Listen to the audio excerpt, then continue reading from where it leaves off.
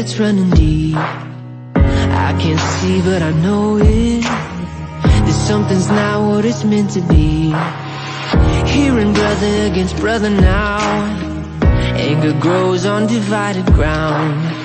Sometimes I think that I lost the sound of the calm inside of me. I wanna see love make a comeback. I wanna feel hope when it runs out. I wanna see everybody joining in until kindness wins again.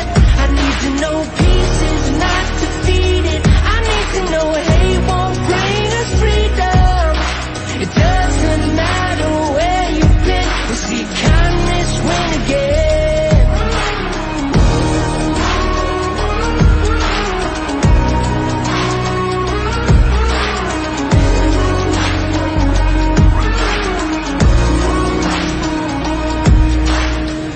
Tell me if I was falling, if I was down, would you even see? I'm so tired of calling out for someone to notice me. I've been down on my knees for so long, crying please. Where were you when I was hurting? Now that I pull back the curtain, I wanna see love make a comeback. I wanna feel hope when it runs out. I wanna see everybody joining in until kindness wins again. I need to know peace is not defeated. I need to know hate won't bring us freedom. It doesn't matter where you've been, we see kindness win again.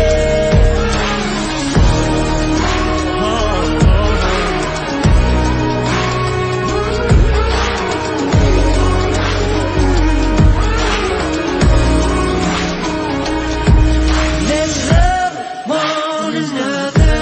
Let's love one another. Got to lift up one another. We gotta be there for each other. Let's love one another. Let's love one another. Got to lift up one another. We gotta be there for each other.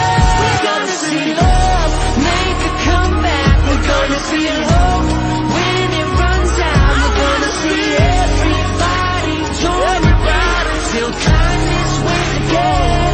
We're gonna know peace is not defeated. We're gonna know hate won't bring us freedom. It doesn't matter where you've been, we see kindness win again.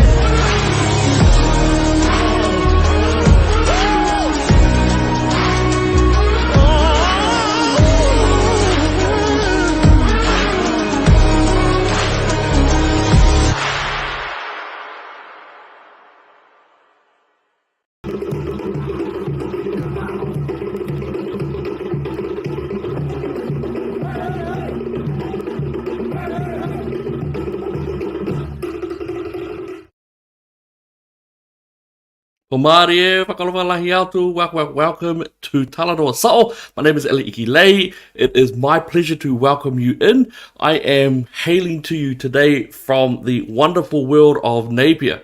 It's been awesome. We're doing some work down here. I love it. Sunny days, very, very hot days as well. But I'm really enjoying it. I've been having chats with some crew who've gotten in touch with me on the side, so I've been having some good chats as well. So it's one of those wonderful things that you know, in our nation, we've got some beautiful places, beautiful lands, and especially that it's been recovering since last year's horrible storms, horrible floods, and ongoing, all that sort of good stuff. So, welcome. My crew isn't here yet, eh? Late people. So we're going to keep on going until they come in.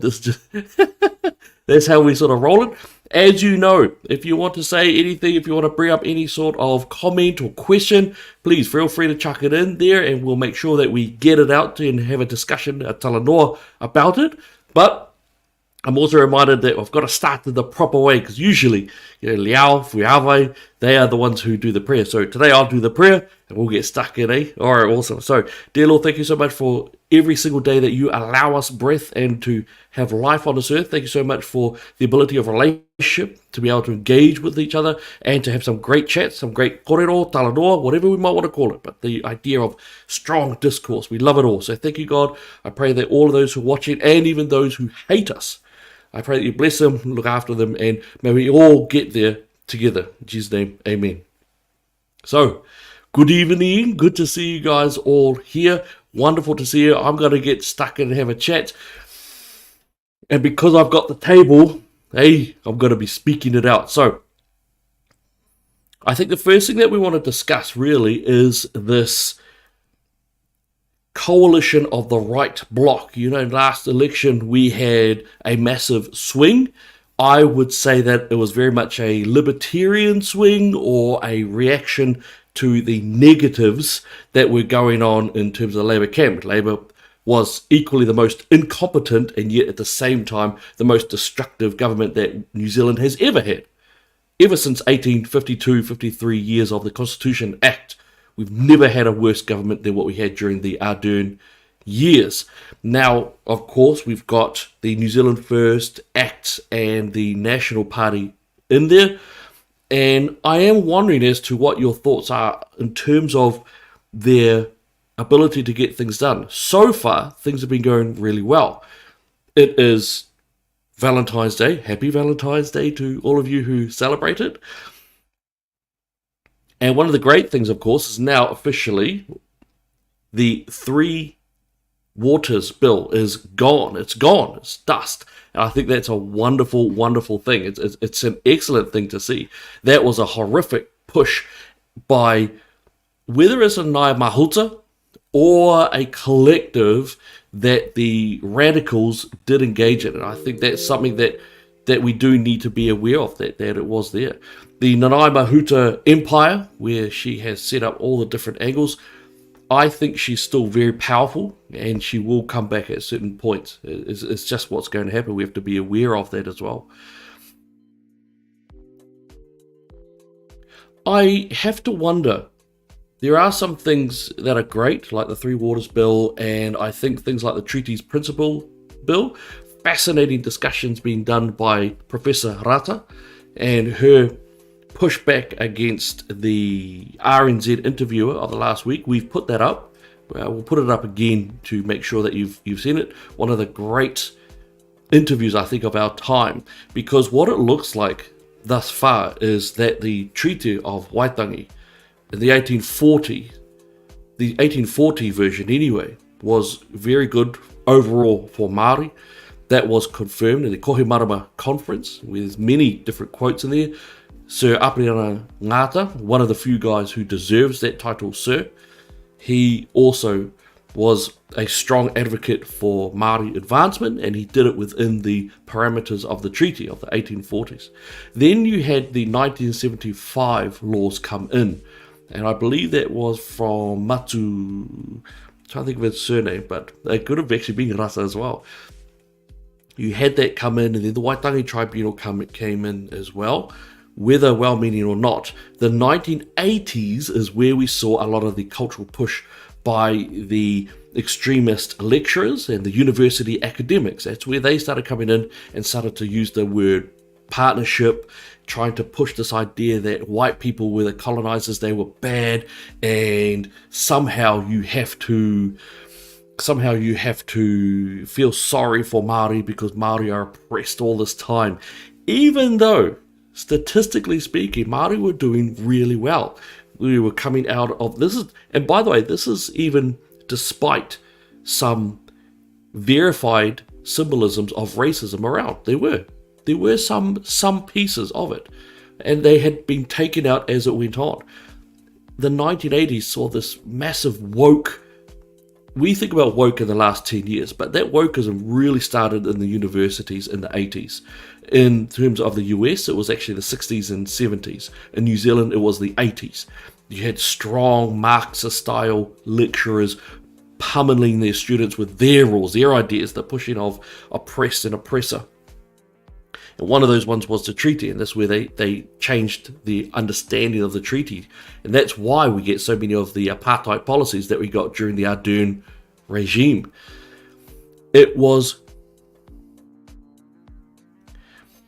It's very interesting to see what's been happening in Waitangi. There have been some humorous memes. We've had, of course, the picture of the men doing the tour section of the pōwhiri. You know, they've got the ankle bracelets on. You know, it's like, oh, whoops. So you do have those guys as well. Just a break in there. Trees, yes, absolutely. For those people who work at Port Hills Fire, yeah, so that's actually been going on. That's a breaking news event. We have got that fire. I believe that's in the Christchurch area, and yeah, we do. We absolutely pray for those people and for those who are fighting that fire. I know that there are also reports as to a large naked guy who's apparently running around and he's been causing some of these fires. I haven't had that confirmed yet, but as we speak, there are big battles going on in terms of the fire. So we want them to do hardcore fighting for that and look after the people there. So yeah, absolutely right. Christopher, the revisionist narrative based on communist ideology. Absolutely right, Christopher. And isn't it extraordinary that's no longer a shocking thing to say in our nation, that we can come out and clearly state what everyone's been knowing, but no one wants to talk about, which is it's a Marxism, it's a communist ideology that we've had coming into the country. It's quite fascinating, it really is, and I just don't want it here. So the treaty principles bill that David Seymour is trying to put through, I think that it's actually a very good bill, and it's interesting. But the very excellent point that Professor Rata made is that the treaty doesn't have principles. It doesn't. And she's absolutely right. It doesn't have principles. It's got articles. And the treaty element with the 3 articles, not 4, there's no partnership in there. It's articles. And it is a treaty. A treaty which is of incredible importance to New Zealand. We all must study it. We really should know more about it. But a treaty that I would argue, I agree with Professor Moon and Professor Rata, the treaty doesn't make sense to be for one thing, a constitutional document. It is a treaty. It's a set of agreements and articles between one group of persons and another. But it has never made any sense to be the founding document of New Zealand. Never. It never has. Not only that, there's an interesting element within elite Māoridom, not the normal. In the normal groups, some of us agree with it, some of us don't. Most of us just want to live our life. But there's this push to say, no, Māori are sovereign. We don't agree with the treaty, not at all. Now that comes with its own problem, because of course as soon as you do that, you are then removing yourselves away from the treaty, and then that makes the treaty null and void. There is no treaty anymore. And if that is what is desired, so be it. But that comes with its own pros and cons. But really, we just need to treat all people based off their need, not their skin color, not their whakapapa, not anything like that. I work alongside tradies all day, every day, and no one cares if you're from Kiribati, if you're from Papua New Guinea, whether you're from the Philippines, China, Malaysia, New Zealand, England, Ireland. Right? There is more diversity on one construction site than in half the universities in New Zealand. You go onto a construction site, you're going to hear every different language. I've been on construction sites where there's been Ukrainians and Russians working together side by side. Interestingly enough, they just don't want to have a bar of it. They don't talk about it, but they will share beers together, they'll share ciggies together, all of that good stuff. I don't want to bring up the ciggies. But there's the diversity factor is awesome when it's not pushed and shoved down your throat, So I think that's actually a big one. We've also had some humorous, some little fun ones as well. I want to might have a quick look at this little bit here. This was from Annie O'Brien. This is a discussion where Gillian Genter, the hard green. She thinks that she's managed to smoke Simeon Brown a mistake. Simeon Brown did do a mistake. Let's have a look at that mistake. We're not going to tax Aucklanders an extra 11.5 cents per litre to fund wasteful projects like $500,000 speed bumps. Point of order, the minister referenced a $500,000 speed bump, and I would invite the minister to table any evidence of any speed bump anywhere in the country costing anywhere near $500,000. That's, hang on. Speaking to the point of order. Well, okay, speak to the point of order. Oh, I may have misspoken. It was a $490,000 speed bump, which had $172,000 of traffic management to construct. I'm happy to table the New Zealand Herald articles right here. We're not going to tax.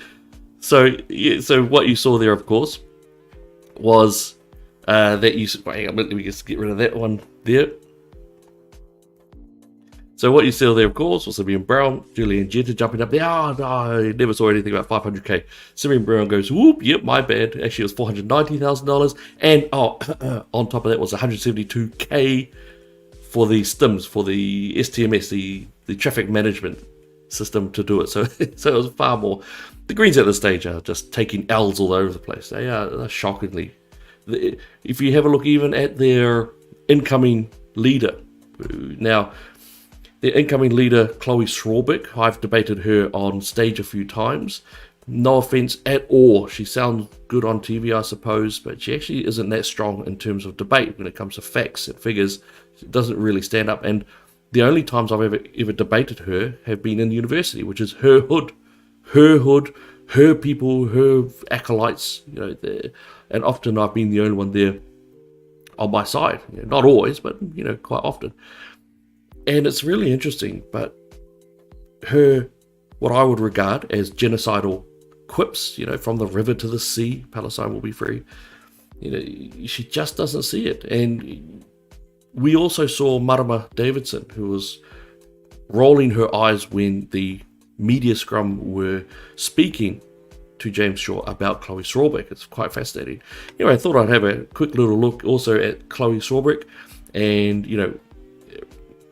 some of her attempts to sate the whole Palestinian movement, the pro-Hamas movement anyway. There is a deeply problematic and intentional misunderstanding that is being painted across the Palestinian people here. And we are talking about advocating for their freedom, and that freedom is being painted somehow as violence. Militants are targeting civilians, taking more than 100 hostage, including children, grandmothers, and young people. Is being painted somehow as violence. 260 bodies found at this music festival site in Israel. Is being painted somehow as violent. People running for their lives, hiding in groves of trees, dying in the road, shot by rampaging Palestinian militants. Somehow as violent. Back of a truck, naked from the waist up, as others shout, Allahu Akbar, God is great. At least one man spits on her. Being painted somehow as violent. Testimonies from survivors of the massacre who said they saw women being raped, testimonies from emergency workers who talked about women with broken pelvises, with bloodied underwear.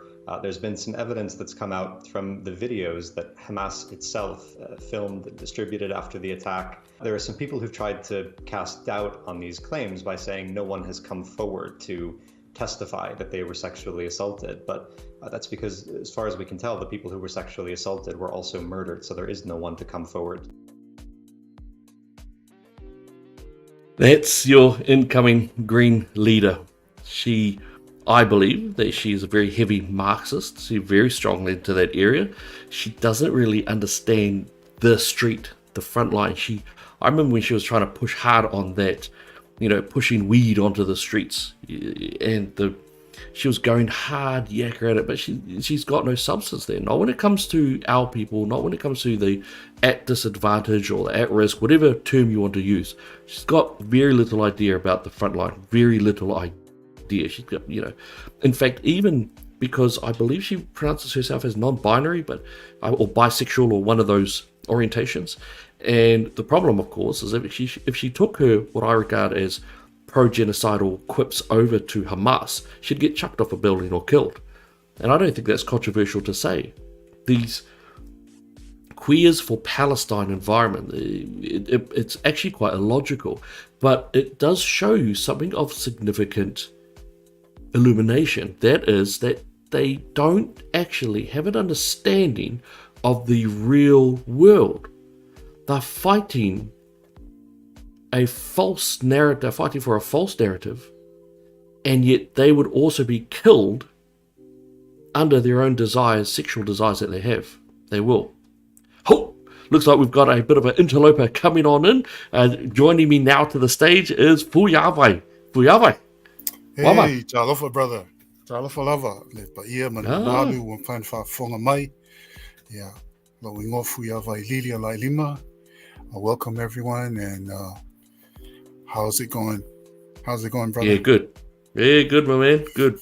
Awesome. I believe that Liao is having enjoyment. She's going to have a bit of a Valentine's Day with her hubby. Good on her. Yeah, that's right. Happy Valentine's Day. Yeah, happy Valentine's Day and all that good stuff. Do you know the origin story of Valentine? Actually, I heard it before, but I forgot exactly what it. Yeah. There's actually not a great deal of evidence around for it, but what we think's occurred is that it was actually Saint Valentine. He was pretty brutally martyred. Yeah, exactly. Not exactly sure how it came to be a romance thing, but it did. Fine, whatever. We've just had some more comments. Peter Parr has a nude guy in Christchurch, Port Hills, got footwear on. Be a problem running around the hills barefooted.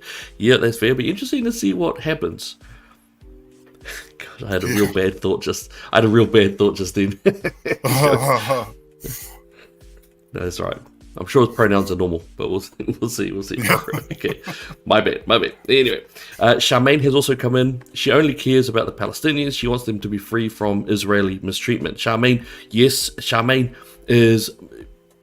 make sure I'm not mischaracterizing your position. You do promote the idea of that the Palestinians need to be freed, or that Gaza needs to be left alone by the Israeli army and people. I think that's your position, which I totally respect. I do disagree with, but more than happy to bring that discussion up. I was just sort of bringing up Chloe Sorbeck. She's the incoming Greens leader. I don't think anyone's... Right. Because I don't think there's anyone left, really, of even any sort of notice. I think you've got the American there, the Julianne Jetta, but I'm not sure about anyone else. Yeah.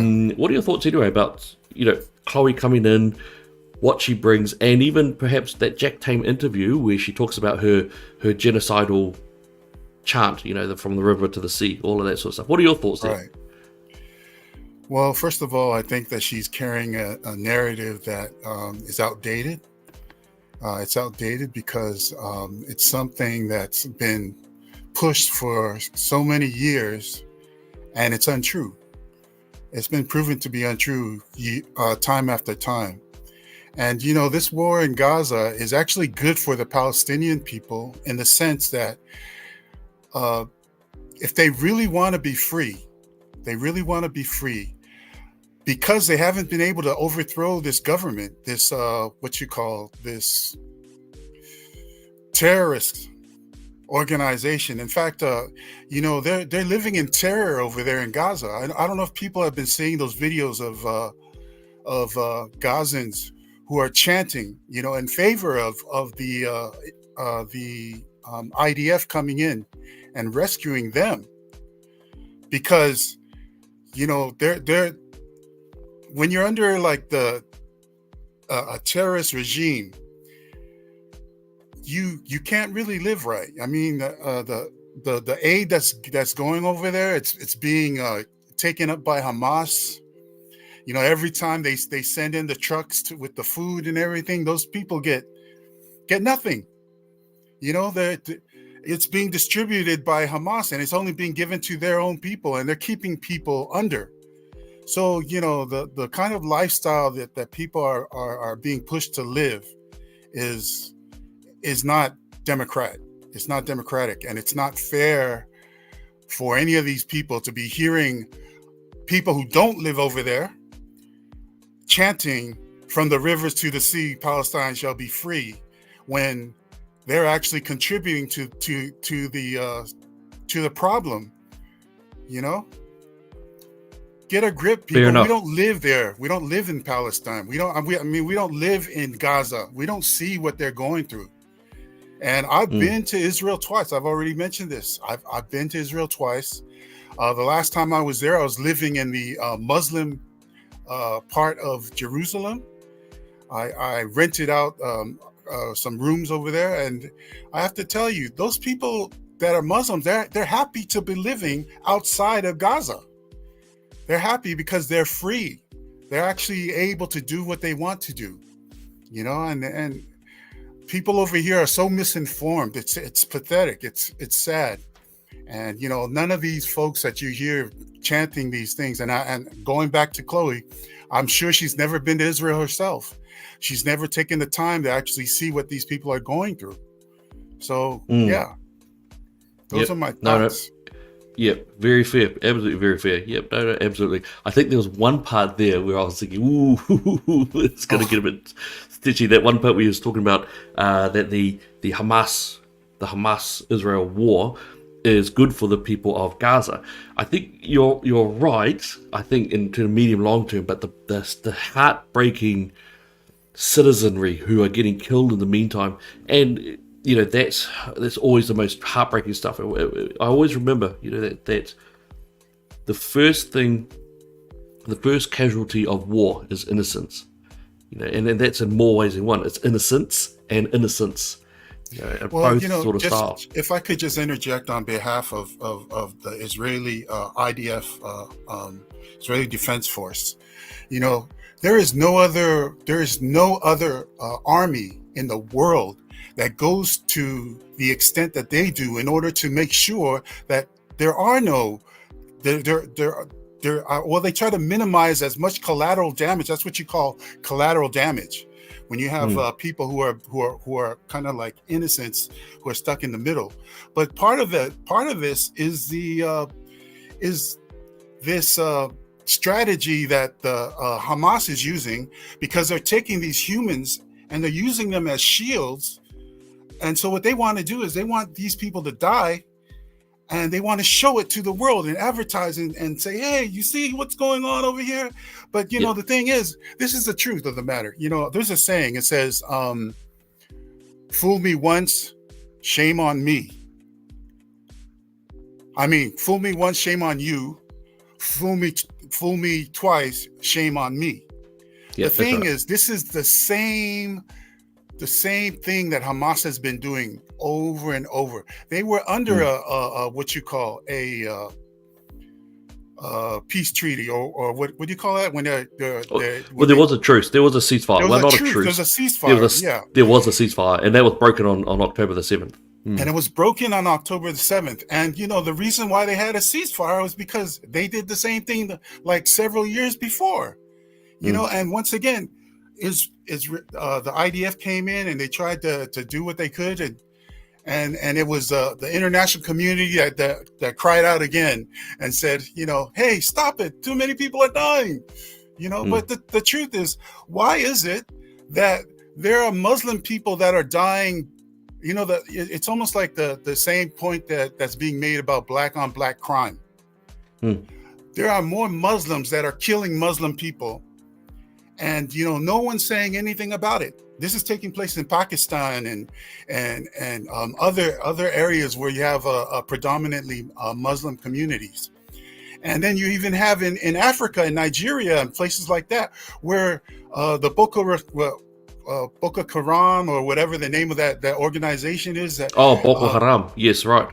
And they're over there kidnapping and killing all these Christian people. And no one's making a big fuss about it. No one cares about all those people that are dying, you know. That's actually a really good point. Yeah. Why You've even got there's a bit of a genocide going on there as well. Someone said something simple as, you know, if it's Jews, then it's news. When it's Jews, it's news. But when the Jews are not involved in it, it's not news. So I think I think you're right, and it's interesting. The Egypt-Gaza border, for example, is a small border at the southern part of Gaza. Egypt could very, very easily open up that part of the border to let them through if they wanted to. But it's quite interesting, and it's not just Egypt, but you've got Saudi Arabia, Qatar, you've got all of the Afghanistan, you've got all of these nations. When you've had the various Muslim migrant floods come out, you'll find that the Muslim countries block off their borders very severely, which is why they don't come into here. That's why they've been moving into the Europe cities, the Europe countries, the nations, and that's quite significant because what it shows is that the countries which have a Christian base, they are opening their doors. The countries that have a Muslim base, they are shutting their doors and are making it in no uncertain terms. Don't come here. We don't want you. And that's quite a fascinating. That's quite a fascinating difference as well. You are right, of course. IDF does try to make sure that they do warns, leaflet drops, mass texts. Yes. They do that, and that's interesting because that's never an obligation of a force in a war. There's no obligation whatsoever. So these are all things which do point to it. Again, the tragedy is, as you stated, is that human shield ideology, which we've seen has been forced, and it's quite horrific. Charmaine also put up in there that if Hamas did leave, yes, absolutely right. That Hamas is a very big problem, and as you say, the Arabs do live in relative very good levels of peace. In fact, I believe the guy of the biggest or second biggest bank in Israel is actually an Arab. One of the big neurosurgeons over there is Arab. One of the commanders of the IDF is Arab. They've got Arabs around. It's okay, but this whole concept of there being apartheid in what you call like what the South African government brought up, and charging Israel with that. That's a bunch of BS, because people they're living peacefully outside of Gaza. It's only in Gaza where all of this stuff is taking place. And then once you release these guys to come into to Jerusalem or onto the other side, they start killing people. So I will say in the New Zealand context, those people who have been shoving hard of the whole Palestinian, the pro-Hamas, pro-Palestine protests, they will not engage in debate. They won't. And I find it interesting that David Kuman, who is in he's a Jewish guy, he'll take on any challenges. He's got no problem with it. I've been there when John Minto debated David Dr. Kuman, and he got smoked by him, smoked hard, like clearly, not even by a short distance. He was absolutely scattered by facts, and that's what we need to have, because that will actually say, is Israel genocidal? Is Israel apartheid? Is Israel a brutal, ruthless, mean machine? And that's where we can have those discussions, but they won't engage. They won't engage. They'll just sit there and go from the river to the sea and all that sort of stuff. Exactly. I just wanted to clarify a couple of things. Just those two terms, apartheid and genocide. None of those things are actually taking place in modern day Israel today. Genocide was a term that was actually brought forth. It was actually originated from a man who was of Jewish descent. He was Polish, Polish and Jewish. He was an attorney, and he wanted to find a way to prosecute Adolf Hitler and the Nazis for the crimes that they committed against most of the Europeans, and, including the Jews, the Holocaust. Now, when we get to that level where millions and millions are being killed, that's what genocide is. Collateral damage in a war is not genocide. That's not genocide. That's collateral damage. Heartbreaking. Yes. It's heartbreaking, but it's not genocide. Every war goes through that. Whenever you have a war, and the truth of the matter is, when Hamas did what they did on October 7th, what did they expect the Israeli forces to do? Yeah, you think they would be coming over there with peace? No. I've actually got a video here, but I was going to show it, but I don't think I will. There is a video doing the rounds currently. It's another one that Hamas has released, and it's one where a Hamas terrorist has run down. He shoots one guy in the head, and then there's a Israeli girl she goes onto her knees and she's begging the guy to leave her alone. This has just come out in the last couple hours. Wow. And he just sits there, he plays pot shots at people above her head, and then he looks down at her, aims a gun, and then kills her, executes her right on the spot. That's just been released in the last few hours. The video from that is absolutely horrific. And the problem is actually there is a lot of lying from the Hamas propagandists. There's a lot that's not. I just want to point that out too, because we do tend to accuse the pro-Hamas people of being absolutely fake news. The problem is sometimes they are and sometimes they're not, and that's the tragedy of it. But there is no doubt that there are children and there are people dying. The strong question is, are they wanting to even be there, or is Hamas just forcing them to be those shields? Now, I just want to do a quick breaking part for a section.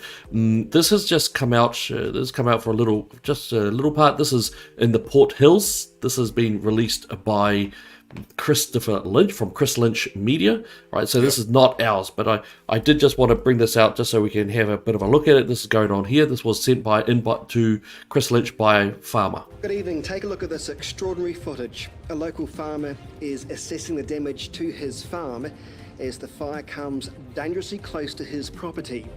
And just to let you know, a state of emergency has been declared by Christchurch Mayor Phil Major and Selwyn District Council Mayor Sam Broughton. They've agreed on what's known as a state of local emergency. The declaration means they're better able to coordinate their response across all the look at that. agencies involved. The fire started at 2:30 p.m. and the head fire chief officer says the blaze is not yet under control. I hate to say it. Earmark Canterbury bringing. Yeah, absolutely. So that's gosh, that's happening as we go. They're currently raging firing. Yes, there are reports of a naked guy who's been running around lighting the fires, but there's no confirmation of that yet at this stage. But yeah, we do. We fight that fire, and our prayers go out to those guys who are taking on that fight as well. So, you know, yeah, that's really on. That's really awesome. Probably, well, maybe just the last couple of bits there with the whole Israel thing. I have to say, I am a bit worried. I am a little bit worried, though, about this whole entry into Rafah. Now, I believe IDF, if they are going to go into Rafah, that there'll be a reason for it. You know, so I do believe that. I don't think it's just they're going to move in there and just wipe out everyone. That's not how I see it. There will be a reason for that, and perhaps they've got good intel that the hostages have been there. The hostages are already coming out with stories of sexual abuse, constant sexual abuse, constant torture. We've got the Hamas videos showing some of the most evil crimes. And so, you know, that's coming out. What we really do need to pray for is you know, that the hostages do come out, and that people are allowed to escape those areas as well. Yeah. I don't think it's up to the IDF. I think it's actually up to Hamas. You know, so, you know, Charmaine's coming again. They should pray. Only God can stop the wind or send rain. And then Therese is coming there. I can see the smoke from my place. Therese, just look after yourself. All right. Yes. Make your gun out of there if you need to. You know, it'll be fascinating to see where this came from. Why has it come? You know, is this an arson attack? But yeah, we'll have to see. Look, probably the last thing I'll put out there is this came out. This is actually a video. What I'll be able to show is a video that came out from. This is not a brand new video. This actually came out a while ago, but it's been doing the rounds on social media again. And this is actually an example of that Hamas ideology, the idea of pushing people in for them to shoot them. Now, obviously, this guy, whether he's a father, whether he's not, he's using him as an absolute ploy. But let's have a bit of a guess.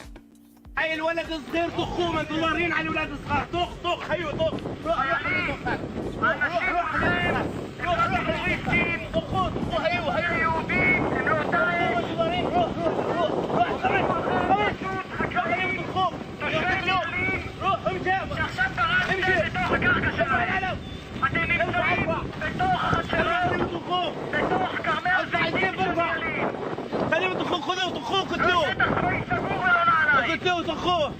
طخوه انتوا ضارين على هالشغلات هذه ضارين على الولاد الصغار طخوه تقتلوهم هيو طخه جيب لك ثانيين الا شو كان شغل بيتخون غلطي بس استني كليب هالدنيا بنشوف شو بتسوي. استني كليب. أنتم لا شمرين ولا فخام. كليب. هذا بقى أخي ارفع العلم ولا ترفع. اتخمش. أيوة حجر. اضرب الحجر. اضرب. تستكلوا מאחוריכם. اضرب. اضرب. את הגגות האדומים האלה מאחוריכם. התפקיד שלכם. اضرب. יש למפקדים של המפקדים שלכם. שולחים אתכם לכאן. לכוון נשק על ילדים, על אנשים בגיל של ההורים שלכם. החקלאים שנמצאים בתוך...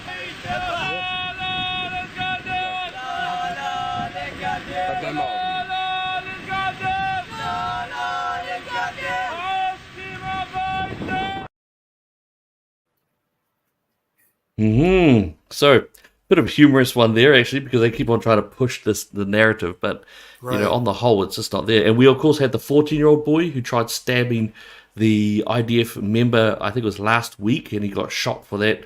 And then the narrative was, oh, look, you know, they killed this poor kid and all of that. But the child was seen, the 14-year-old seen just going there with a knife. He had an absolute knife in his hand. New Zealand leftists pushed that narrative heavily. Even when it was proven wrong, they just decided to say, oh, well, you know, you shouldn't have, why didn't you just shoot him in the leg or something? Just insane. Just insane. You know, Aaron, absolutely right. That parent is disgusting. Yeah, you know, the thing is that they have film footage of these young Palestinian children who are being taught from a very young age to hate Jews and to kill them. And so, you know, it's amazing that it didn't take with this little guy, but this is what they learned in school. You know, we think that the propaganda that they teach in our schools is bad. I mean, that stuff over there in the Palestinian territories are pretty, you know, crazy, you know, and it's all about hating. So when we talk about hate crimes and that kind of thing, you know, that's the real deal, because these, unfortunately, these children are being brainwashed into believing all of the animosity that their parents or their elders are actually teaching them. Yeah, no, absolutely.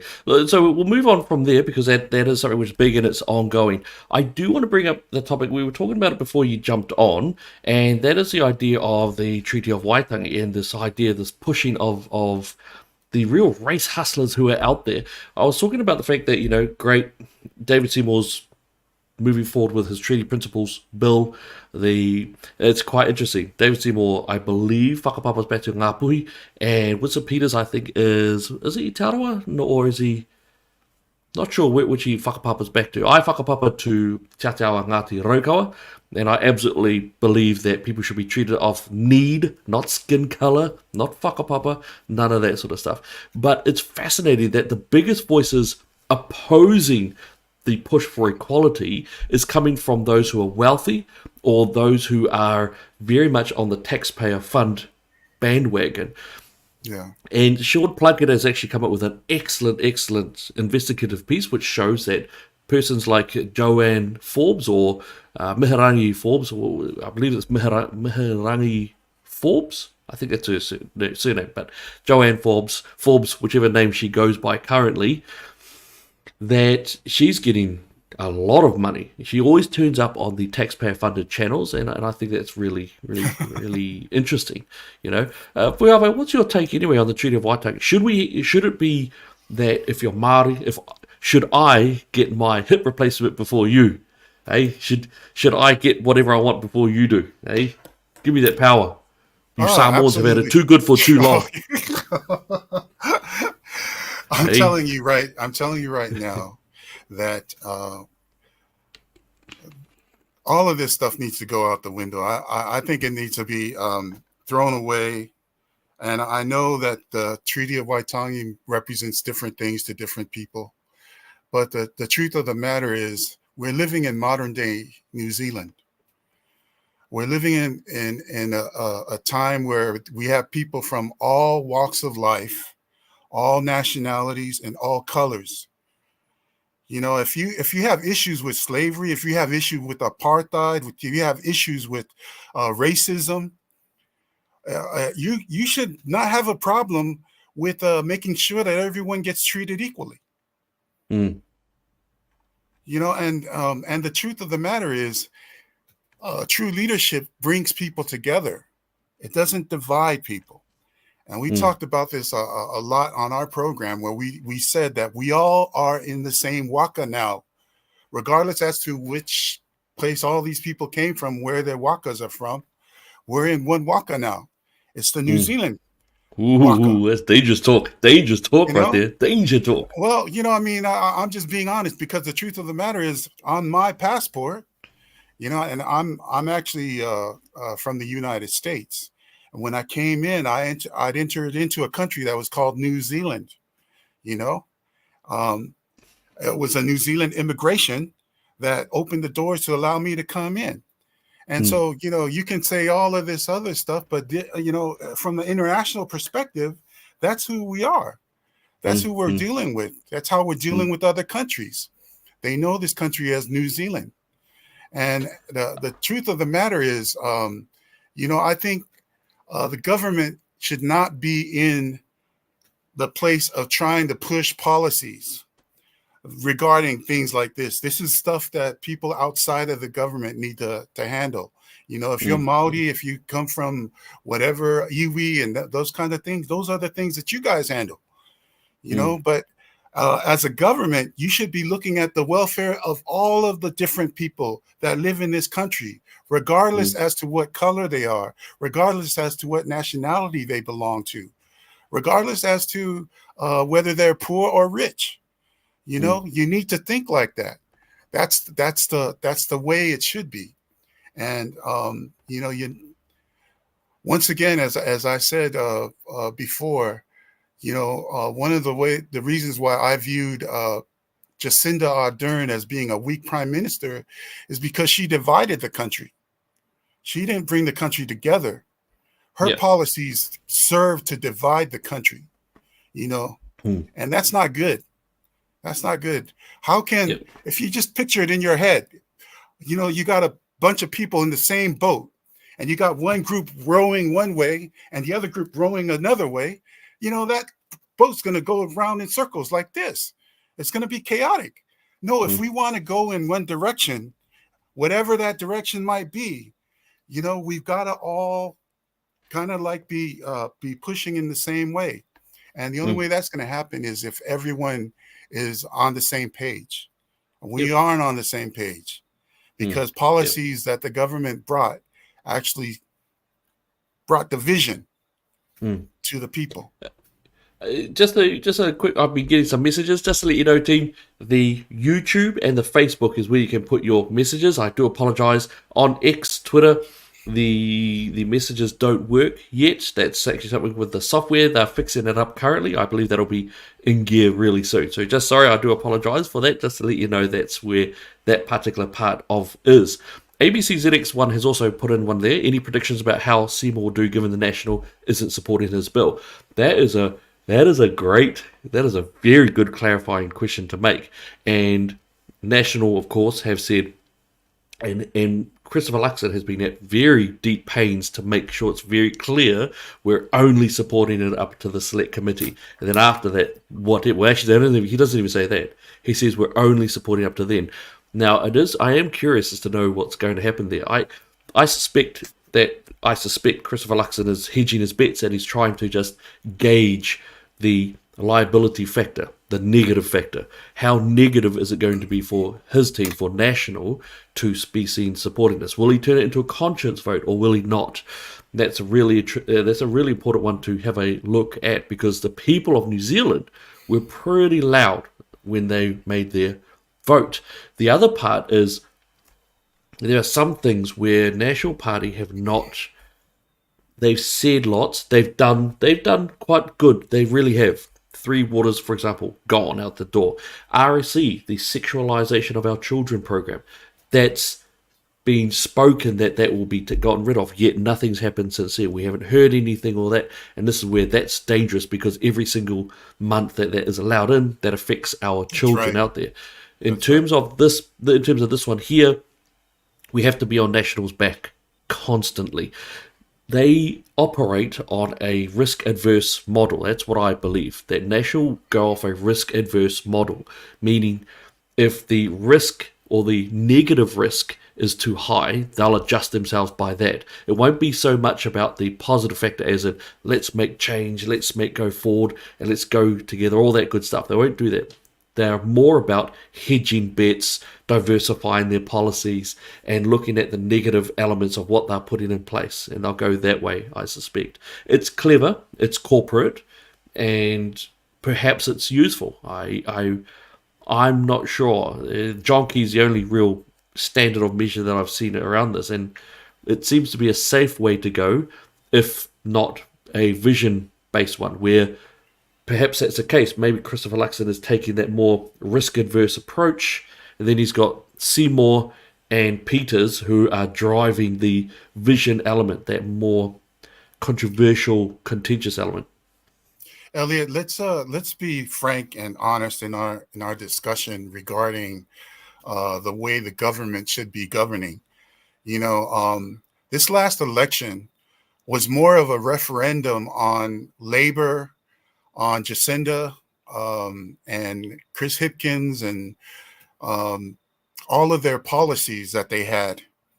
And it was a referendum that the people voted to get them out, to oust them because they didn't want it. And so if this government does not apply that to any of these policies that these folks actually pushed, then we need to re-examine our role in supporting the government in that same way. We should call them out. Just like, we're being fair. When it was Jacinda's turn, when she was in office, whether it was labor or whoever, we spoke against the things that we thought were not right. And the same thing with this government, regardless as to whether they are supposedly more conservative. If they're not doing what they should be doing, what the will of the people is, then, they should be called out. We need to hold people to the fire. In fact, I don't know if you heard about what happened today in Congress in the United States, but the Secretary of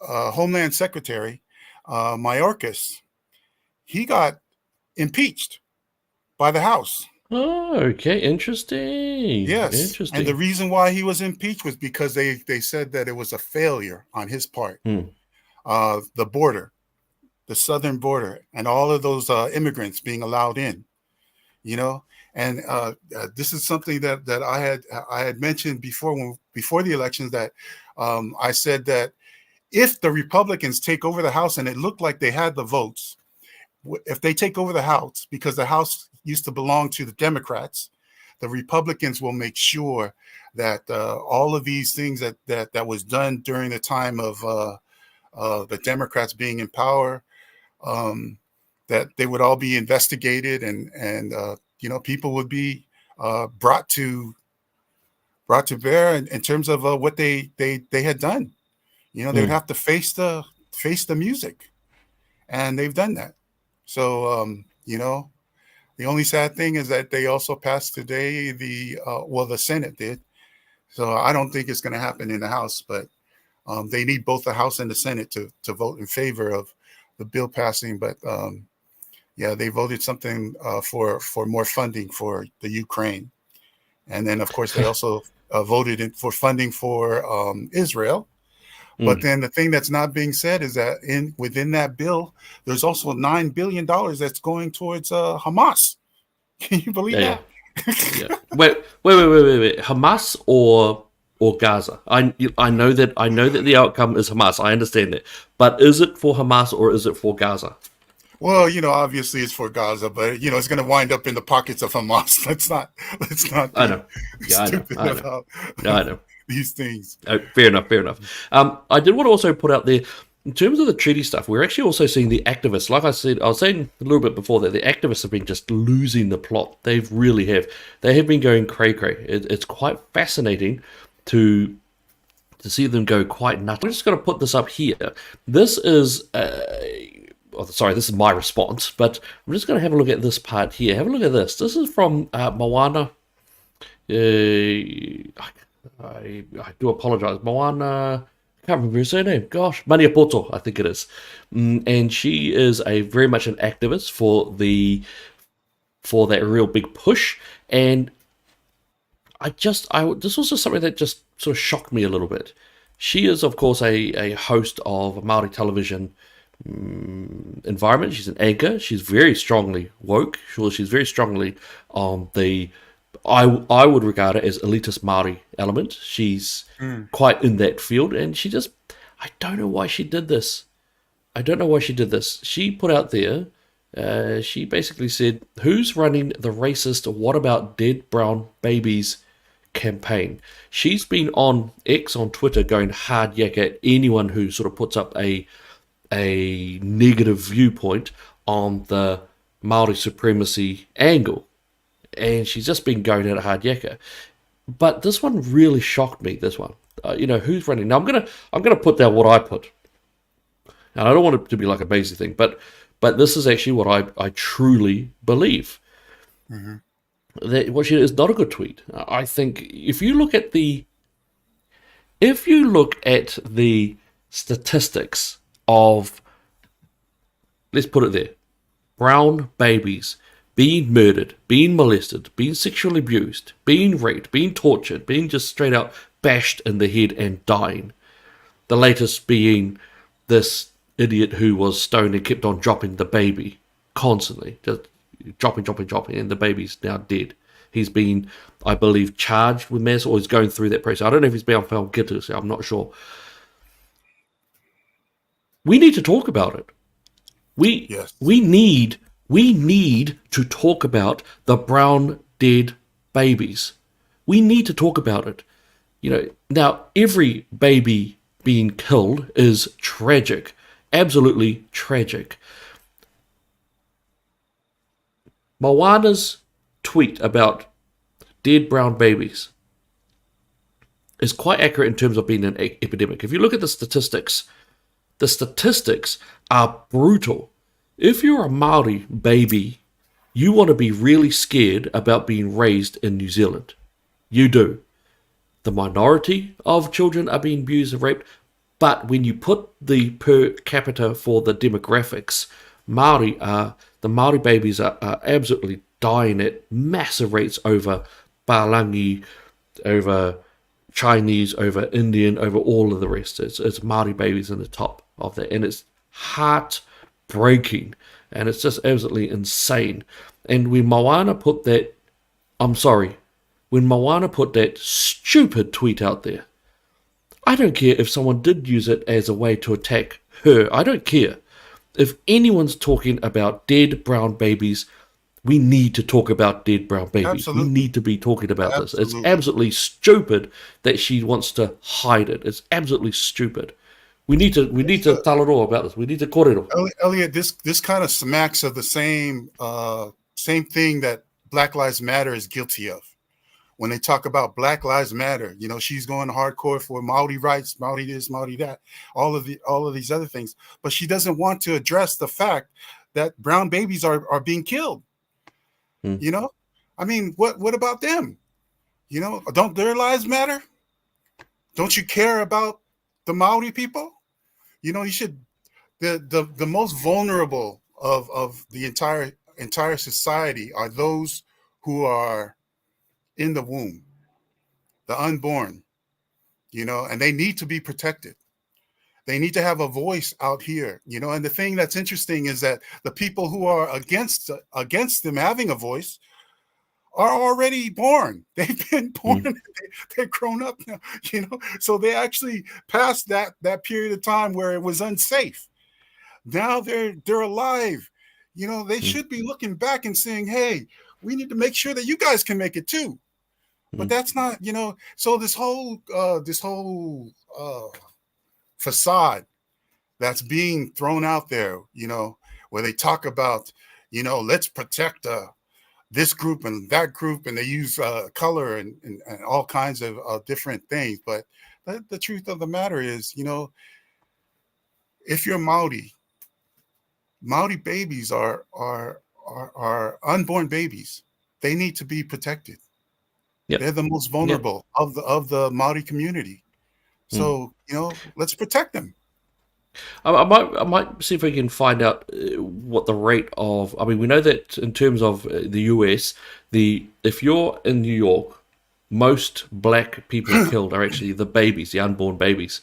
So more black people are killed before birth than are being born in the state of New York. That's how tragic it is. Now you want to talk about genocide? That's quite an effective way. That's quite. You talk about that. That has been wiped out. So it's also interesting. There have been some other members being brought up. We've of course got a little tongue in cheek, I'm sure, but the idea that this odd thing. There is no more full blood Maori, and I wish there were. I do. I wish there were. There have been some interesting comments coming up from it. I have to say, there's a guy out there called Joe Trinder. I hope to at some stage have a good chat with him, but I don't want to sound disrespectful, and I'm not being disrespectful, because I would actually like to have a beer with him. I really would. I know heaps of people don't like him, but I'd like to have a beer with him at some stage. Just have a full-on Talanoa Sa'o with him. But his posts look like they're becoming a bit more unhinged lately. I'm not sure if you guys out there in our audience, if you've seen X or Twitter is now the best place ever, because you've got far left, far right, moderates, conservatives, libertarians, liberals, the classical liberal style. You've got all different types in Twitter. And Facebook, you're not able to be. We can talk about, on there, we talk about vaccine efficacy, we talk about the Pfizer shots and the levels of culpability, we talk about the World Economic Forum. In Facebook, you've got to be very careful about how that is performed, how it's done. Yes. So I think it's very interesting to put out there. Holy moly!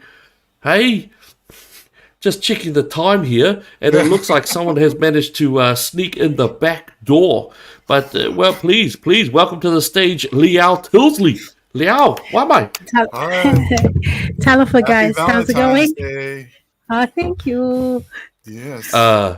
Hey, why you come here at dinner time? You know what? I have been listening to you guys on and off, and I'm like, wow, they're very passionate. I'll let them be passionate about things that political. What is it? That thing or? Yeah, that thing. Oh my gosh! Oh, it looks like I have no head. It does look like you've got no head. You're wearing that green scarf of yours, aren't you? No, it's yellow. It's yellow. Okay, yeah. Lovely. It's yellow. Maybe it's the light. How is everyone? I've got your paintings, by the way. You guys need to come and pick them up, because we're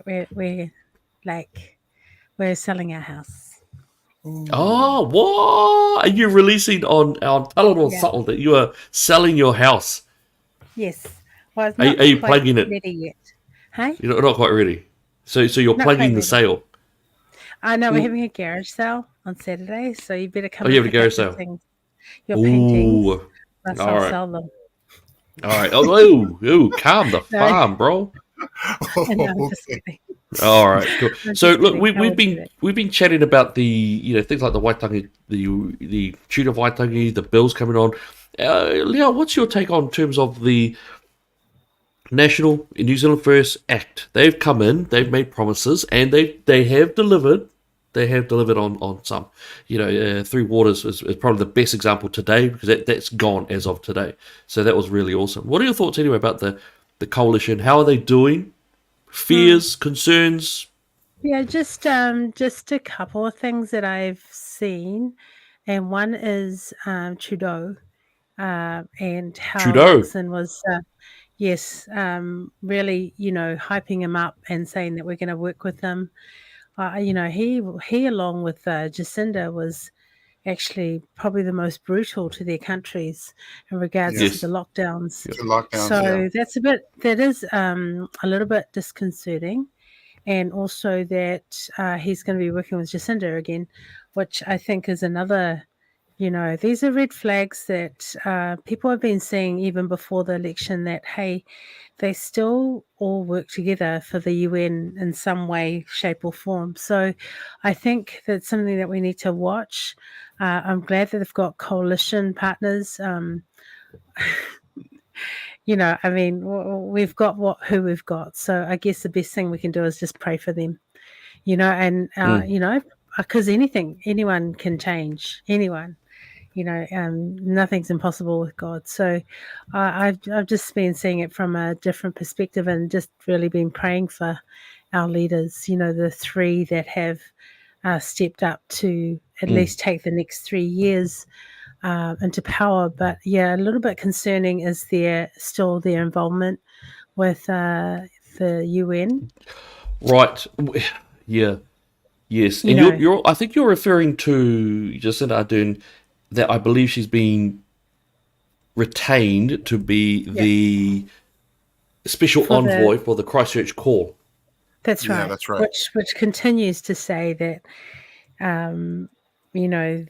there's been so many rumors over the last few years around, how that even happened and why, good citizens were, in regards to guns and just, things just didn't make sense.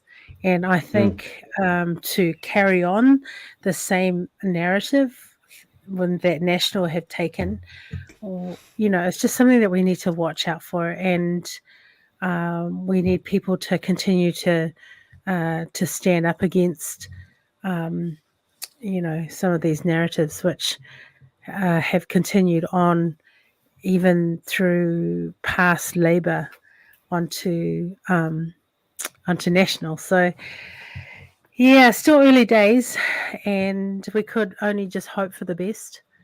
But yeah, some of these things are just a little bit concerning, and I continue to listen out and hear what is going on and who is. Shemaine's just said National was complicit with Labor, and so I mean, in what way? Just they've they come across as being opposition at the moment, Labor. But they could be working together. It's hard to. Actually, I would like to support this comment of my dear sister because the truth is I was just thinking that about Luxem. The prime minister, the current prime minister, he was actually the chair of the former prime minister's business advisory council in 2018. So in a sense, it's almost like they're playing, you scratch my back, I'll scratch yours.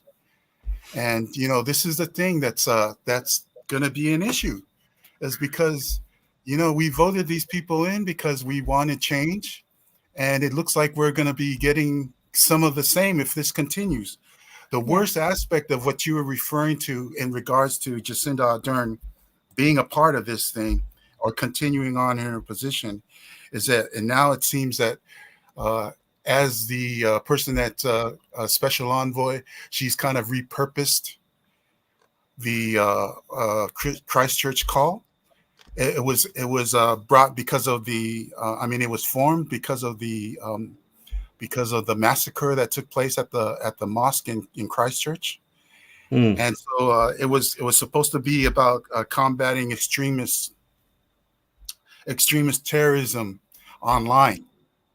That's what it was supposed to be about. But now all of a sudden it's kind of like pivoted to kind of the thing that like what she was trying to push with her government policies, and now it's more about targeting gender-based hatred online. Yeah. So people. Yeah, like, that's fair. That's fair. People like you and me who have or other conservatives who are out there who are vocal about our views that might be in opposition of the kind of things that these guys push. Like I saw that parade that they had, the Pride Parade or whatever they had just recently, where they had these little kids walking. And you mean the little kids in lingerie? Yeah, that's not in New Zealand though. Oh, No, that's not. But there is some stuff in New Zealand that's coming up. But yeah, let's finish this bit off. But I do want to actually talk about that because there are some elements coming into New Zealand as well. yeah. There So are. it's that kind of ideology that is being pushed inside our country. And for those of us who have issues with that, who speak about it, who speak out about it, we're going to be targeted. And this is going to be a problem. So yeah, we need to speak out. And freedom of speech is very important. And we thought that we would not have any problems with freedom of speech any longer under this new administration, but apparently that's not the case. Yeah, that's fair point. Actually, very, very fair point. We're speaking about this. I actually want to bring up something. It's sort of related, it's sort of not, but this is news. This came from Liao. Liao was able to find this out. Now, I'm not sure where Liao got this from, but I do want to bring it up. I think it is quite important to note. This here, I'll just bring this up here. This is just something which has come in. Liao, could you just explain for us what this is? That was a response to an OIA to ask the pharmacy. It was clinics and pharmacies that profited from COVID. So you can see the sum of doses that were dispatched, and assuming all the doses were administered, like on that graph, is how much money each of them made. So you could look up, I guess, I looked up the Newland doctors. They made about 500,000. Newland doctors. Okay, let's Yeah. have a look. I'm just going down here. So just if you're in the audience, if you want us to have a look at yours, if you want to look at your one, just let us know. We'll bring it up like literally right now. All right, so you're looking for Newland West Doctors. Pharmacy. Yeah, Newland, so is the it Newland? doctors- So it's The doctors. both pharmacies as well as clinics. So So- the doctors, Newland. Is it called the doctors? T Yeah. under T. Okay, hang on. Let's Well, have a look there. I couldn't find the funnel, nor could I find Waiparere, so I don't know who they would have been. I have a suspicion that they come under a different revenue stream. That's why. Okay. Doctors, and what was it? The Doctors Newland. Okay, Newland. so here's the Doctors Newland. Newland. So so- it looks like now that number, that second one there, is that the number of Pfizer doses they put out? Yes. Yep. And that therefore, and it's I believe $36.05 for every Pfizer dose that they gave out. Is that correct?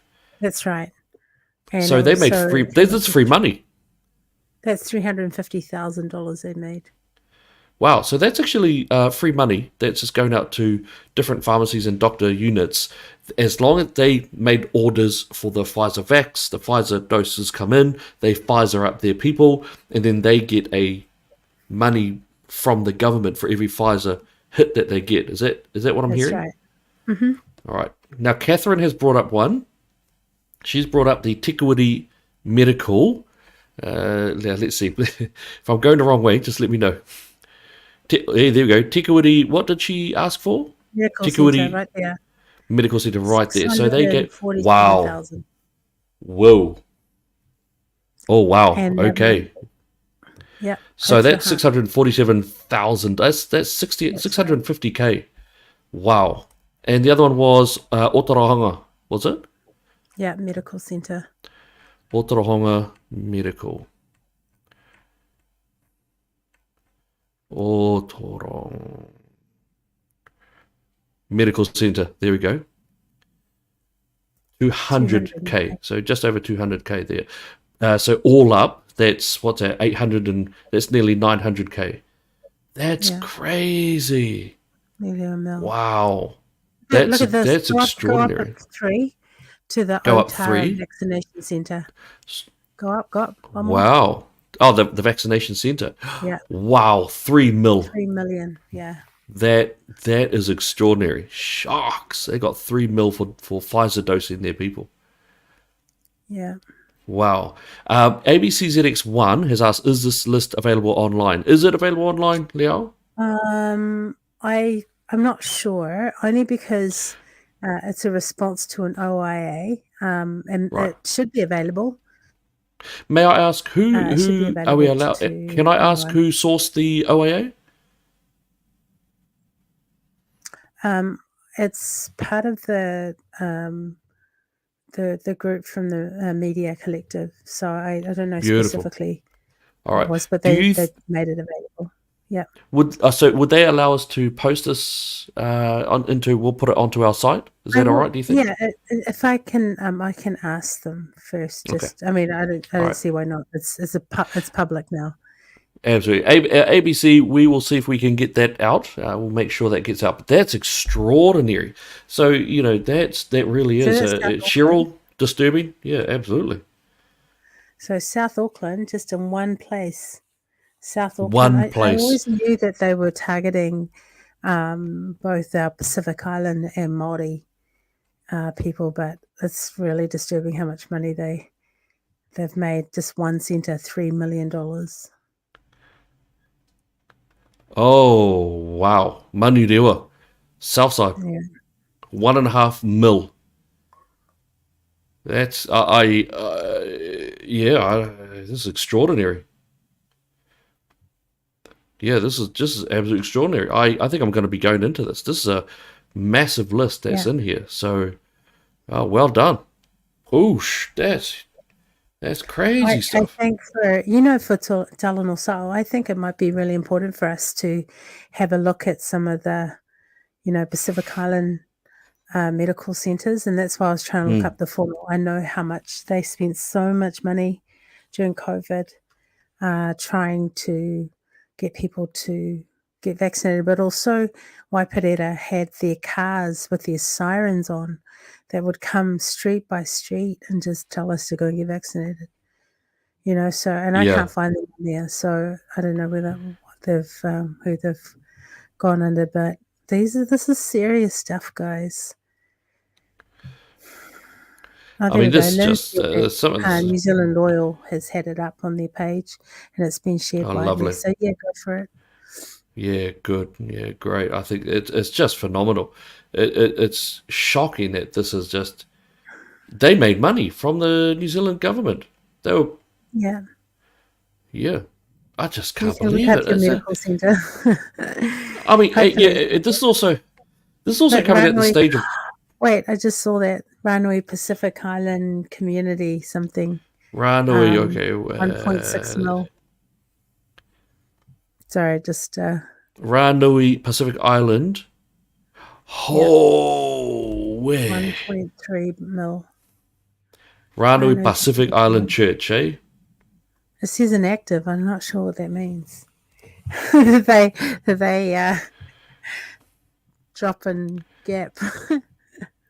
Yeah. I mean, some of this is just crazy stuff. Wait. Go back up a little bit. Go back up. Rotorua Hospital Pharmacy, 4.5 mil. Yeah. Okay. The hospitals I would expect they would be the main centres of the Pfizer dosage. Yeah. Does it have anything on Mangry? I'm sure they would. Ellie? Hang on a minute, let's have a gaz here. There we go. All right, so Mangere. Oh, well. Not so much. Yeah. Not so That's quite much. surprising. That's Yeah. interesting. That is very interesting. good. However, that said, also I think it would be important to see if we can track down the whono, and perhaps Yes. even George Ngatai's Ngatai, clinics. yeah. I'm not sure what the levels are, and I'm not sure what funding stream they went through, because they could have gone through that 24 mil that went out to certain Pacifica groups that could have also included it as well. Peter has said the most, absolutely follow the money. If you follow the money, it just goes everywhere, and I think that's actually a big one. Wally as well, how much did George Ngatai make? Wally, that is $1 million question. That is a $1 million question. That's a good plan. Perhaps, yeah. So I think, and you're right, following the money is where all this is. All the money flows, just even a little bit that I've had a look at, it's quite shocking how much money. This is also where you get the extreme radicals just going unhinged. I think they can see it. I think they can see their taxpayer-funded gravy train coming to an end. I think they're really scared. I think that's why they're just going absolutely nut jobby. They're just going crazy. Some of what they're posting is crazy juice stuff. I note that this weekend, for example, the Disinformation Project, who very commonly keep on telling the government that they want more money, well, they have it now. They've got a conference on, and I believe it's this Saturday in Auckland, and I believe it's on High Street at the Women's Collective Centre or something like that. I actually eat Japanese food there, or beside there. But they're having the Byron Clark, who's a very well-known media, beloved by the media, but a lot of his things, for me anyway, seem very moderately strong or far to the left.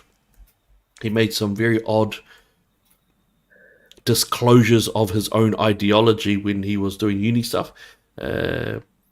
Lynn Warren has asked for me to get back in there and say, hey, all right, okay, Lynn, let me go in there. All right, let's have a look there, shall we? So yeah, some of this stuff is just absolutely extraordinary.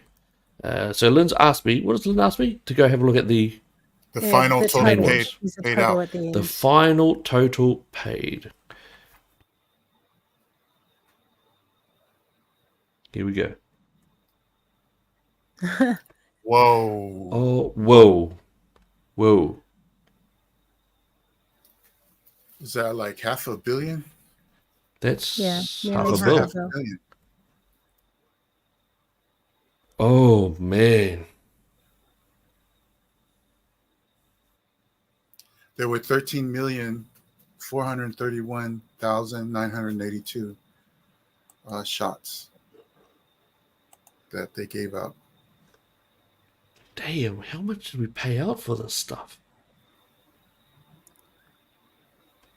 I don't know, man. I'm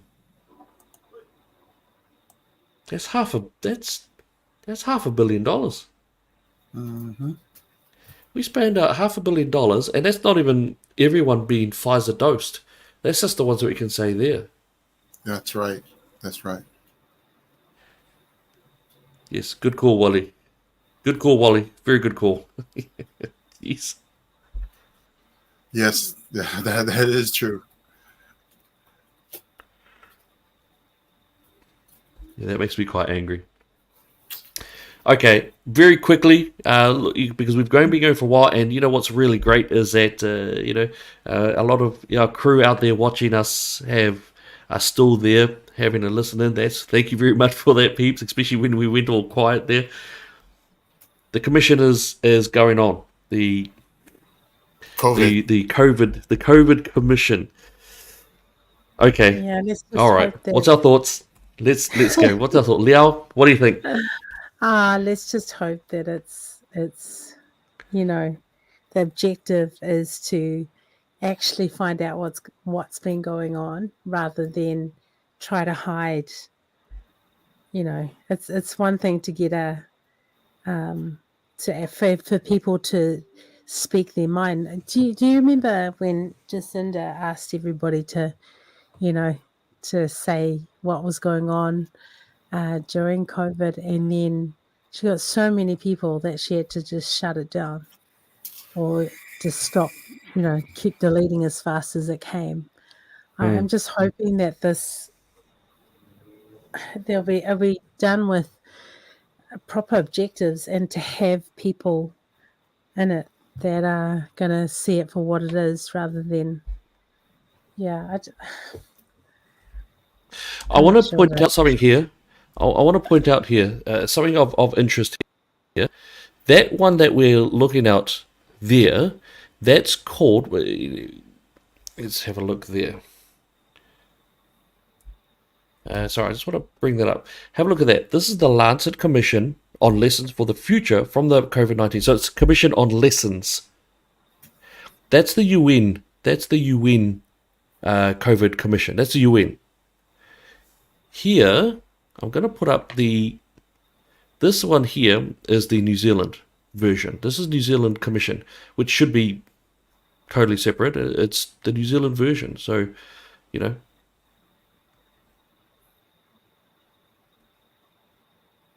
And that's the name of it. It's not the New Zealand Royal Commission into COVID-19. It's not the New Zealand Royal Commission, the COVID treatment, the social ramifications. No. What they've done is they've followed the exact same one. They have followed the UN. COVID-19 lessons learned. And I think that that's very telling in itself. Yeah. It is, of course, as some of you may know, this has not been made public. They are requesting us to submit currently. They haven't even spoke to Brian Tamaki, and I think that's quite shocking. Whatever you think of Brian Tamaki, I have to say I've come around on him a lot. I was not a fan, I was very critical, but over the last 5 years I've talked with him several times, and he has my tautoko. I think he was one of the very few people who stood up and fought against it in his way that he did. He went to prison for it. You can't fault his commitment to the cause. And yet, the commission is not going to speak to Brian. That's now, right. That's very fascinating. So they are selecting who they will speak to. You know, and I find that absolutely shocking what they've done. What they've done is they've said, lessons learned. I think that's extraordinary. The commission chair, of course, that's the guy who's his name is Blakely. Of course, that was the guy here. He did call for 5-year-olds to be mass vaccinated, and in a recent interview, he did actually laugh about people. In fact, I believe he said, there it goes. In the article, I think it wasn't Te Kahu. The person who wrote this was Holihika Tuiteka. It's the handle that the ex-guy wrote in. What he's done is, when asked, are people still traumatized by the COVID response? He replies with a chuckle. Yeah, we all had some bad experiences. I had to get up early in the morning and give interview after interview. This is the commission chair of that COVID commission, lessons learned. This is the sort of person who is running it. He's not there for it. Jacinda chose him. She's not an idiot. She knows what to do. Utterly shocking. Elliot, do you know that even Anthony Fauci admitted that some of the things that they said that people needed to do during the time of COVID, that there was no science behind it. He admitted to that. Yeah, like the in front of Congress. Thing. Yeah, you like the social distancing. Social distancing was just something that he made up in his head. That's right. And so they kept on, and she kept on defending it, like, trust the science, trust the science. There was no science behind this stuff. And that's exactly what we had been trying to say for so long. People didn't. All I can hear from this whole thing is her saying, and you go and get vaccinated, and you won't get sick, and you won't die. No. You won't get sick, and you won't die. That's how you. It's sort of like, what's that? Does that make the message more believable? I think that's what it's supposed to do. Yeah, that's right. I think. You won't get sick, and you won't die. I mean, these things. How can people forget? The one source of truth. I mean, the one. What was it? That should have been the church's red flag to start with. I mean, come on, people. We lived through this. I think normal people. I think most of our people just want to pretend like it didn't happen. I think they would just want to move on. Okay, moving on. There seems to be that really strong one. Moving on. I think they just want to sort of move on. I think there is a deep core of embarrassment the more we go on. Even that whole strong, we did exactly what we were supposed to, all that sort of stuff. I think there is. I think they're really just getting a bit more embarrassed. They just want to move on. Hey, Lynn, do you think that we could put in an OIA to ask who the 11,000 that were exempt? Is that a possibility or no? Is that privacy? I don't know. Interesting. I think that'd be privacy. Interesting. Very interesting. Very interesting. It's just extraordinary times because, of course, it's the anniversary of the Great Convoy. The Great Yes, Convoy. You know, that's you know right. what was funny as well? I was watching the coverage of Waitangi. I was watching the live Waitangi areas. Mainstream media, New Zealand mainstream media, was flooded with a hikoi that came down from the top of the North Island, and there were 700 of them. New Zealand mainstream media was just all over it.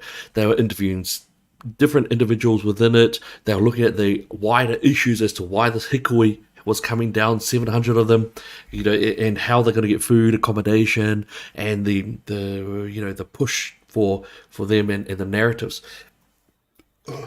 None of that. No, we didn't. We got pretty much no coverage of the convoy, the Great New Zealand, the longest convoy, the most populated convoy, the most popular convoy that New Zealand has ever seen.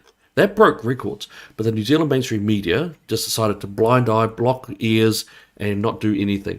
And I think that's why they're disgusting. I have no sympathy that their subscriptions and their trust levels and all the negative aspects are going for them, that they're just rubbish. They are. And what's worse is that they mix up truth with deception. And I think that's the worst part of it, because we don't know which is truth and which is not with them. We have to cross-reference those who are supposed to be our news providers. Yeah. And I think one of the concerns, just like I mentioned, just bringing it back to that conversation, is that, you know, who do you trust? Without people like our program and others who are online, who are citizen journalists, you know, you wouldn't be hearing this side of what's supposed to be said, you know, because the media, the mainstream media has been bought out. So, you know, and then of course, like bringing up what Leal had mentioned earlier, who do you trust? Because sometimes even the people that we think are supposed to be on our side, you know, they push these policies that actually, it's like, where did this come from? You know? And it gives you that feeling that, you know, this is like controlled opposition. That's exactly what it is. Yeah, so I think I think one of the great things that citizen journalism has really taken off in this country, and I think it's actually a really important one. You look at Liao. Liao was the only person to get Russell Crowe. Oh gosh, not Russell Crowe. Russell Coots, sorry, Russell Crowe, awesome fellow. But Russell Coots is the one who you managed to get. And also on daily events down at the convoy, you were the one right then and there getting the details. You were also there for the persecution of the man who was chucked into prison for so long in comparison to what he actually did. You were right there. Fuiawai was the one who helped break the story of the Tokelau lockdowns, the most brutal ones. That also included Jacinda's father, no less. And then when we engaged, when we spread it out there, then suddenly the lockdowns stopped for them. And now they're over here, some of them over in Australia for some of the other ones.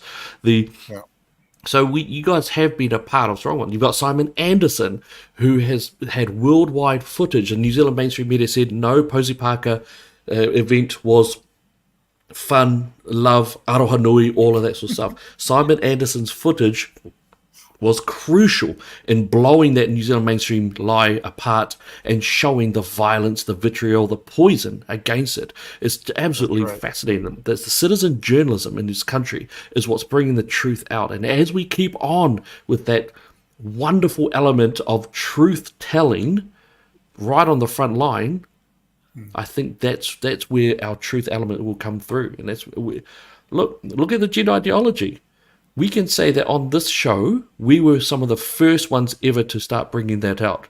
And now look at it. Now, National have been forced to come in under that and also confront it. Now we need to keep that up because they've gone silent on it. But New Zealand First, I believe, will be strong behind that as well. So kudos. Absolutely props to you guys. And the Mates and Dates program, right? Was that Mates and Dates program, the RSC. The RSC, all of those things. We spoke on it a long time before it actually was an issue in the mainstream media. No, absolutely right. Absolutely right. I do want to bring up this because Fuiawai said this. Look, we're going to close shop real soon. But hey, look, thank you guys for watching it. It's been really awesome. I want to show this because this is something that's coming here. Make no mistake. Make no mistake. You know, one point I might actually bring this up. Maybe I will bring it up on our next one. But I got absolutely hammered for calling out the stuff media, for putting a child with drag makeup on a front cover and pushing drag shows as excellent for children. This was in 2020. This is in 2020, and they tried to slam me, smear me, and all that stuff. I got called a nigger. And I got called out. I had death threats in it. I'll show. I actually. You're as white as anything. I don't know what you mean. Excuse me. How dare you? Hey. Hey, can I just do a quick shout out? Afakasi lives matter too. Hi, James. We should get him on the show sometime. Yeah. We'll have to get that guy on the show. Yeah, I got some questions. I've got questions. Yes. It'll be good. Be good to have him on the show.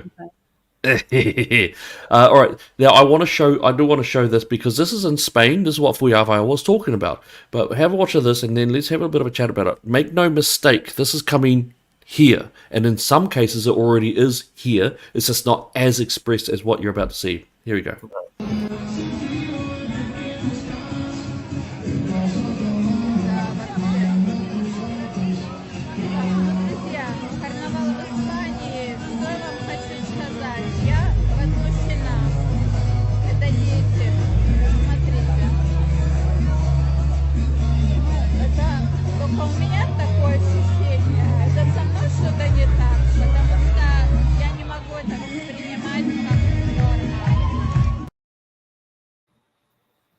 All right, I'm going to come now. Now that was in Spain, so those are little children. Some of them were 7 years old, and they're wearing lingerie. They're also having nipples put up there as well, but in very small tape. They got the pride flags behind them as well. This is part of that. We also had this coming on here. All right, this is a school district has been urged to fire. That principal was eventually fired, but only when Christians engaged and started to point out the shocking books that they were having on there. This one here is in New Zealand. This is the progressive flag. This is, of course, it's in a child's section of a library here in New Zealand. This was just taken. We've also, on this show, as well as publicly, when we've done public events just to educate our parents, there are books out there for 4-year-old children who push them into thinking that they're boy, girl, and there's no change on it. So so this is what's going on currently out there in New Zealand and across the world. This is pride. This is the extreme part of it. It is pedophilia. I don't think we're controversial in calling that out. And the fact is that if we think that by just looking after our own children that will be okay, I guarantee you that will fail miserably. That's going to fail because that's what's been happening. Many families have just saying, hey, look, you do you, we be we, and we'll look after it. Well, that's no longer the case. It's now in the curriculums. It's now in the publicly funded libraries. Over in Liao's area, it was pushed in there, the Ranui area, Tauranga. There's Coco and someone else who they just keep on pushing the sexualized adult entertainment for children. It has been going on for more and more. And it won't stop until men, women, we have to stop it. We have to stop it. We have to make our voices heard at these ratepayer meetings. We have to make sure that we're calling it out. This is absolute pedophilia, and I don't think that is controversial to say. You know, we warned about it. We warned about it, then it came into the country. We warned about the gender ideology, then it came into the country. We warned about the sexualization that was increasing, then that came into the country. At every point, we have been very clear and we've been very detailed in what has been coming to the country, and it's coming to the country every time. I have to say, I've been in Napier. I'm in Napier for the rest of the week, and I was eating dinner last night, and what I was so happy about was I was eavesdropping. I was eavesdropping on a conversation on another table. By yourself. yeah, because I'm by myself. That is what was, and they were talking about gender ideology, and I was happy. I would have to say I was happy. I was happy because it really felt like our message had finally gotten through. And these were just other people. These were grandparents, and they were talking about gender ideology. pronouns, and they were also bringing up things that we and maybe one or two other groups had discussed, very specifics of it. So I was just made me really happy to know that other people were talking about it. They were making a stance on it, and they were saying, no, we need to protect our children from this. Right. And so, yeah, I just... Liao would like this particular comment from ABC. Don't you, Liao? You like this comment, don't you? On this. You know what? He's gone quiet on a lot of things, okay? In fact, where is he? You know, where's Wally? He's still around. Yeah, he spoke this afternoon. He spoke this afternoon.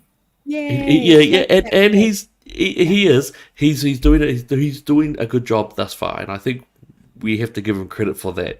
Yes, Winston is very much a political animal. He's very good at the game.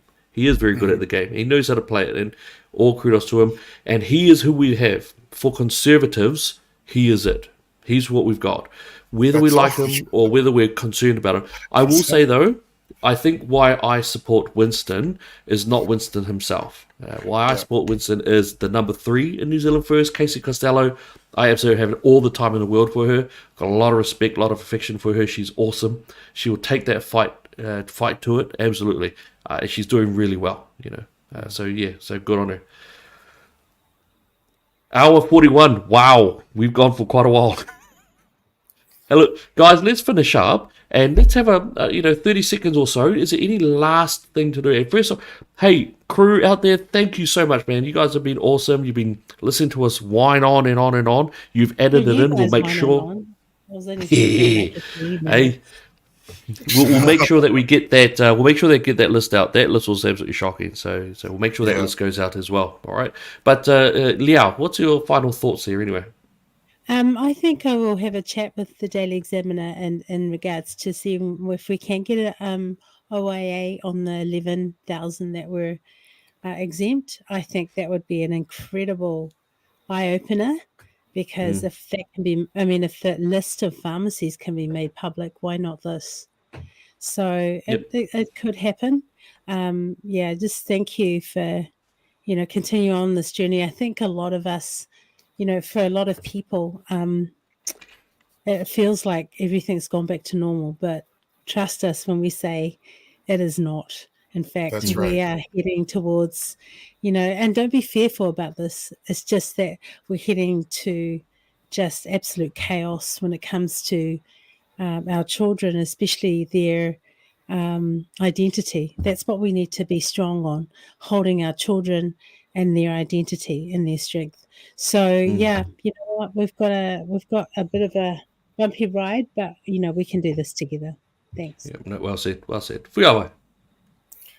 Yeah, so you mentioned Brian Tamaki earlier, and I just wanted to say that he's got street credit. Just like you said, whether people like him or not, he's been there. He's been like almost like the lone voice speaking out. And some of those protests that he's been doing, you're going to see some more in the upcoming month, because he's going to be leading some folks to protest the fact that Luxon has got Jacinda Ardern in that position. And, like we talked about, and Liao just mentioned it just now, let's not forget, let's not think that things are going back to normal. We've got a new normal now, and we've got to deal with it. And the thing is, well, even though we said like the last election was important, we still have time to work for the next election, and try to get people to start working together, start creating coalitions and forming associations together. Those networks, they're also important.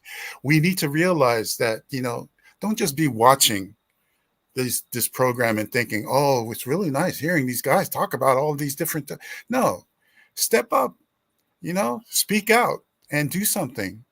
This is our hope.